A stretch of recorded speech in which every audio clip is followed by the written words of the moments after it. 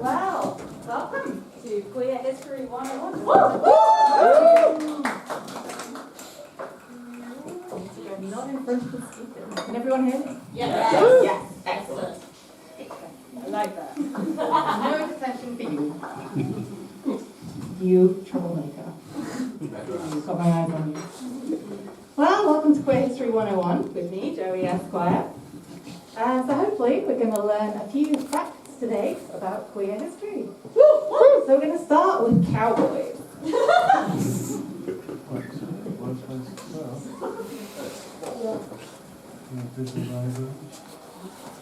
Cowboys were gay. I do not know if you know this, but Hollywood has done a bit of a number on it. So when you traditionally think of the all-American cowboy, he's the Lone Ranger, he's very macho and heterosexual, and he seduces all the women. Basically, that wouldn't really have been a good thing to be a Lone Ranger when you are supervising hundreds of very pointy, very scared, most of the time, herbivores out on the range. So cowboys generally tended to hang around in groups, or at least pairs, so they would have a partner. Yeah, so they did often they did form very close bonds with each other. And this was often romantic and sexual as well a lot of the time. They were roommates. They were roommates, oh my god, they were roommates. Very, very special friends. They were secretly fond of each other. So it didn't impact their masculinity either, so that's something they weren't really ashamed of at all. Yeah, they were just happy being gay. So a lot of research has been done on this, and when Hollywood found out that this was the case, it was a case of, well, it must be just for, getting rid of tension while they're out on the range. No, there was a cowboy called Badger Clark, which is an amazing name, and he was a poet, and when his partner Al got sent to another ranch, he wrote a poem, and it was called The Lost Partner. And it was all about how he missed his partner and how his kiss was better than any woman's. Okay. Is he okay? I like to think he's okay. They got a little ranch together, a little B&B. They did, yeah. So moving on. We got pirates. Arr. Pirates were also very gay. They had a ceremony to join two pirates together, which was called matelotage or matelottage, if you're not French. And they shared lives. They shared their lives with each other. They shared a bed with each other. They also shared their booty with each other. So what did the octogenarian pirate say on his birthday? I don't know. What did he say? Aye, matey! And the word matey actually comes from this matelotage, which is the word for pirate gay marriage, and so does mate. So when you're like, hey mate, in the street, you're actually confessing your love in a very pirate way. It's funny. I love that for you guys. So on the topic of semen, there will be a quiz, by the way. During the 1960s and 70s, there was a hunt for someone called Dorothy in the US Navy. And that was by the Naval Investigative Service, because gay men would often refer to each other as friends of Dorothy. And they believed Dorothy was some sort of kingpin of a homosexual naval personnel, I don't know, gang? What did they think they were going to do? Pirates. So on to some gender non-conforming icons. Anyone in here tonight who's a gender non-conforming icon? Yes. I hope so. So one of my favourites was called Gluck. Let's give it up for Gluck. Oh, just Gluck. So Gluck was born in the 1890s and just rejected any kind of pronouns, any referring to them, any titles, and any first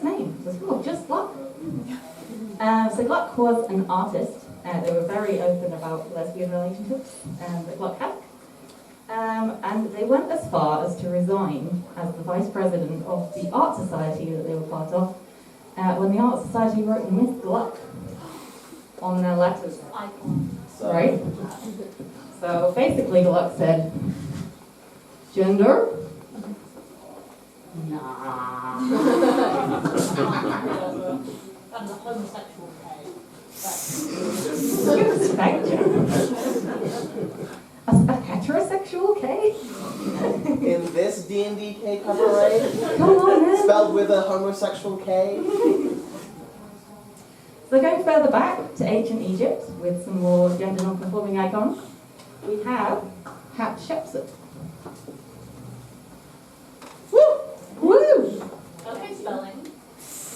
So Hatshepsut was a pharaoh. Pharaoh? Look at the chocolate. Pharaoh. I'm not sure. No? Pharaoh. Pharaoh. There we go. And it was a reign of prosperity and peace and lots of building. But because Hatshepsut was a father-son female at birth, subsequent pharaohs tried to have them chiseled off all the monuments and basically cancelled. They tried to get rid of them from history, but they did not succeed. So, you know, it sucks to be those guys, they're dead anyway. So, on to some famous bisexuals. The first one we have.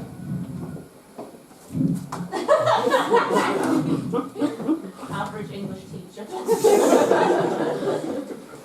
I can't spell. Not an average English teacher. Shakespeare. Yeah. He was sassy and bi. More like Shakespeare. Shakespeare, am I right? So Shakespeare had some absolute bangers of comebacks in his plays. So one of them is in As You Like It. It's I do desire we may be better strangers, which is basically just, you know, fuck off, leave me alone. Another one is from Henry V, which I love. It's thine face is not worthy of sunburn. Where did that come from? Like, you want to roast someone, you know, don't give them sun, I guess. Virginia Woolf and Eleanor Roosevelt, both bisexuals, and James Dean, who was a movie star. So, leading the arts and sciences, we've got some famous gay men. We've got Isaac Newton, did you know that? Invented gravity. Or mavity, if you're a doctor. Who said that? Who said mavity? Because, you know, you get a gold star for you. Nerd. We've also got Alexander the Great. Like Alexander the Gay. I heard one laugh. I will have you in detention if you are not careful. Try me. And he was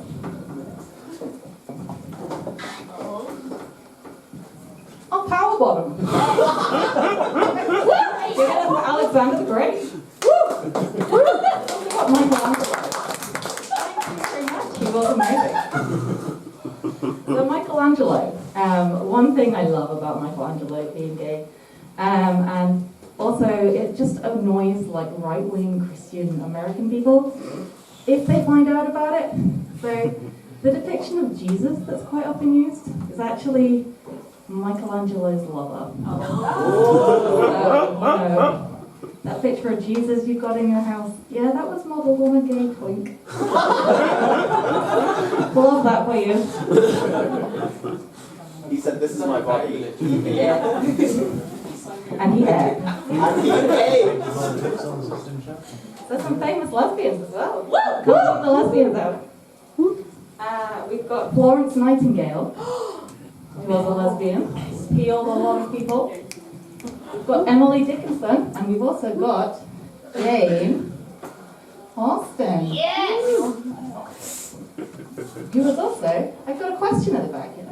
So I think Florence Nightingale was more like could be more read as an asexual rather than a lesbian. I'm not sure. I think the the evidence isn't completely on Oh, interesting. I would like to read into I'll that. talk about that another time. I can tell you about another asexual. Nikola Tesla was an asexual. I think she So should be maybe- read as a yeah. racist. That as well. That as well. Intersectionality. Jane Austen, also obviously an author, but brains behind the 1810 Clerkenwell diamond robbery. And if anyone gets that reference, see me after class. I can talk about good omens with you. Yeah. And with that, I think, there's only one more thing to say. Hit it, Addie.